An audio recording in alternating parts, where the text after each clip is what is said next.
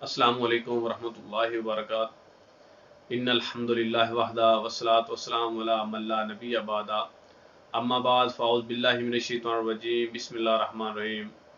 मुअज़्ज़ज़ सामीईन और सामियात, जैसा कि आप जानते हैं कि जन्नत में ले जाने वाले अमाल का सिलसिला शुरू है। आज इस सिलसिले का 18वां अमल आपके सामने रखेंगे। अल्लाह से दुआ है अल्लाह मुझे हक सच बयान करने और फिर हम सब को उसके ऊपर अमल पैरा होने की तौफीक अता फरमाए। सैयदना सुबान रज़ी अल्लाह तआला अन्हु बयान करते हैं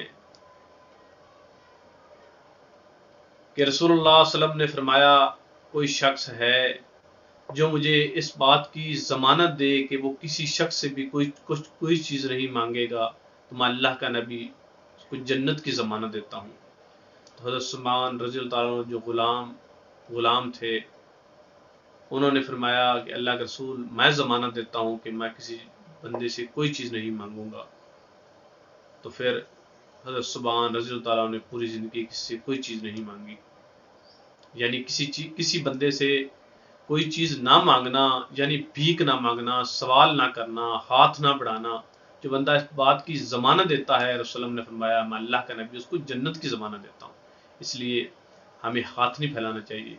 अल्लाह ने अगर हमें हाथ दिए हैं तो अपने हाथों से हम कमा के खाएं। वो हाथ जो कमाने वाला हो वो मांगने वाले से कई गुना ज़्यादा अच्छा होता है। अगर हम अपने हाथ से कमा के खाएंगे तो हम जन्नत के वारिस बन जाएंगे। अगर हम भीख मांगेंगे तो रसूलुल्लाह के हदीस से मार्का है, जो बंदा भीख मांगता है, ठीक होने के बावजूद वो भीख मांगता है, कल क़यामत वाला दिन होगा, उसके चेहरे के ऊपर मगासी नहीं होगा, यानी उसके ऊपर गोश्त नहीं होगा, उसके चेहरे के ऊपर हड्डियों का ढांचा होगा उसका चेहरा। इसलिए हमें क्या चाहिए कि हम किसी से भीख ना मांगे, किसी के आगे हाथ ना फैलाएं। अल्लाह ने हमें हाथ सलामत रखे हैं तो उन हाथों से कमा के खाएं। इस हदीस को सन अबी दाऊद के अंदर 1643 नंबर के ऊपर दर्ज किया गया है। अल्लाह से दुआ है अल्लाह हमें जिंदा रखे इस्लाम के ऊपर, अल्लाह हमें मौत दे शहादत वाली। अस्सलामु अलैकुम।